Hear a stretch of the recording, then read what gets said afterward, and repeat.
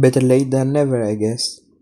If you've watched a bunch of my videos, it will be well known that The Last of Us is probably my favorite game of all times, and I play it every now and then. So I had an idea to just replay Last of Us Part 2 right now and make a review about it and have my ideas recorded out loud. So, I'm not sure if this is like a hot take or a mild acceptable take, but I don't think The Last of Us Part 2 is objectively a bad game. Like, I don't think, because if you ask anyone during 2022 when the game came out, they were speaking about this game like Satan made it out and spit it out for us to consume. They were speaking about it like it's the worst AAA production in the history of PlayStation Studios. While I don't think that's correct by any means, I don't think it gets as good as the first part. So let's get into the specifics about that. I'm not a psychologist. I have no degree in psychology at all. But my theory is why most people had that interpretation of the game is because the last one part one was so good, and this one has so much hype that people expectations were just really high and they were disappointed when it really came out. And the biggest reason behind that is the narrative and the writing of the game. Story wise, I don't think it is like an objective bad story, because everything regarding the ending, I really love the ending. The beginning, that Jewel dies at the beginning, it was such an interesting take, such an interesting move compared to other zombie based games.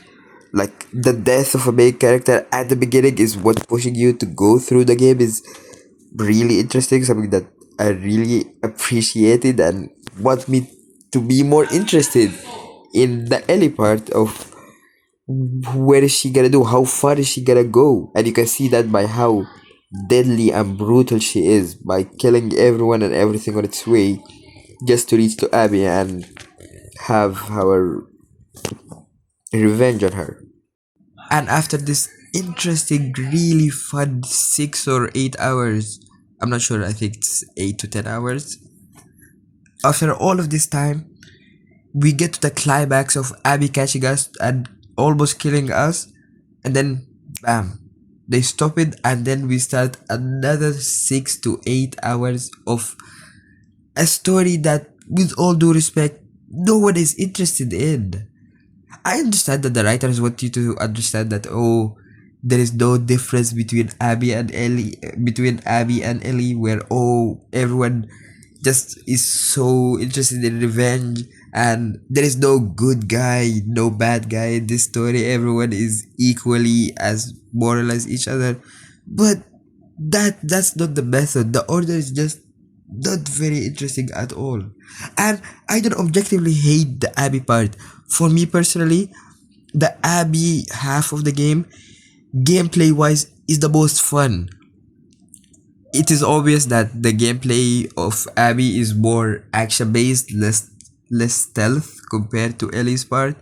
So you can actually just go jump in, use the shotgun, even the pistol rifle that one shots pretty much everything and everyone is really fun. It's everything regarding the fire in the island, the the heights, the bridges above the buildings. I personally have a heights phobia, and that part really made me reach my emotional peak of the game, because I was actually shivering after falling through the glass into the water pool and then leaving outside. Was shivering from the scary of that part. So gameplay wise, it was super fun. Just, I'm not interested in what's gonna happen, with all due respect. And to prove it way more, when we finished all that 8 hours of absolute BS, we get to the part where we fight Ellie after she goes to the cinema, and they make us fight with Abby. I don't want to fight with Abby. I'm not interested with Abby. I played with Ellie through half the game and the full past game. I don't want Abby to kill Ellie. I don't want Abby to fight Ellie. So I was even feeling it when we need to spam square or X for Xbox users. I wasn't spamming it because I didn't want to. I didn't feel the pressure to spam because I don't want Abby to win this fight. So that further proves how uninterested that part is to me, and I believe to everyone who played the game. And then again, one more like positive or a pro for this game is it's not worried or scared of killing its characters, because pretty much every character in this game died except Ellie, Abby, and then Dina and Tommy. That's it. Everyone else died, which is like really, really awesome. That you're not actually safe. There's no plot armor on any character. So like you can see that the writing team was actually like good, but I don't know what got into their mind into doing this absolute scramble of a game story wise.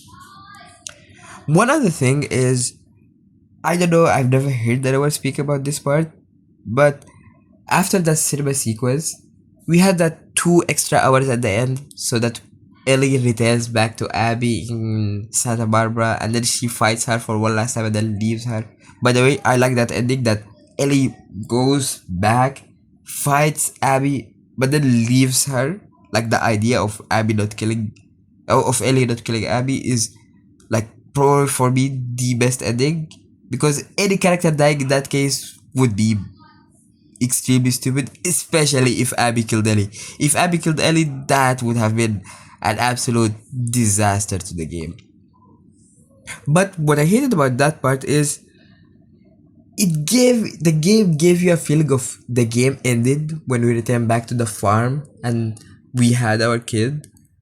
But then they gave us an extra 2 hours, so it was a weird emotional roller coaster, not in a good way, but in a weird way where you thought the game ended and that's where you're gonna finish, and then we're gonna come back in part 3 to see what's gonna happen to Abby. But they give you this 2 extra hours of nothing. It just felt weird to me. I'm not sure. Um, so yeah, but let me rephrase that. I don't think it's a bad game at all. It's still one of my favorite games ever. Doesn't come close to the first part. So yeah, that's pretty much it. Have a good rest of your day.